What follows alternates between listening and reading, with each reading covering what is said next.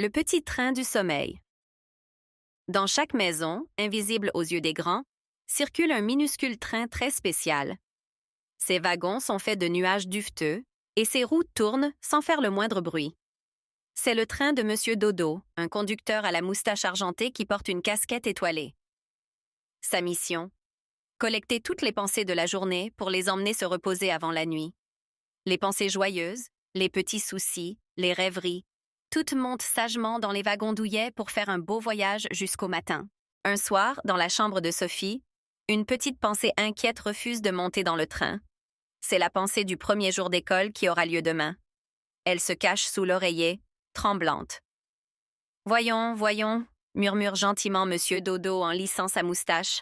« Pourquoi ne veux-tu pas faire le voyage avec nous ?»« J'ai peur que Sophie m'oublie », chuchote la pensée. Elle a besoin de moi pour se souvenir de prendre son nouveau cartable. Monsieur Dodo sourit et ouvrit un wagon particulier, décoré d'étoiles brillantes. Regarde, dit-il, c'est le wagon des pensées importantes. Tu y seras bien installé et je te promets de te ramener à temps demain matin, avant le réveil de Sophie. Dans ce wagon, d'autres pensées importantes se reposaient déjà.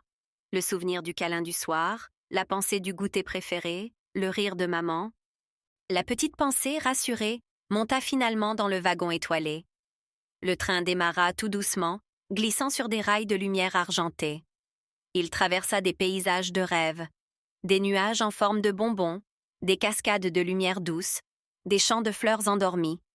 Dans chaque wagon, les pensées se berçaient doucement, certaines commençant déjà à ronfler légèrement.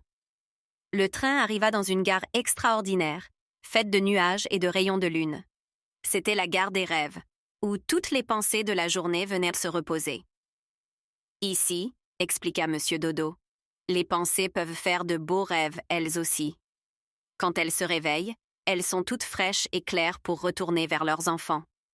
Comme promis, juste avant le lever du soleil, Monsieur Dodo ramena la petite pensée, reposée et confiante, dans l'esprit de Sophie.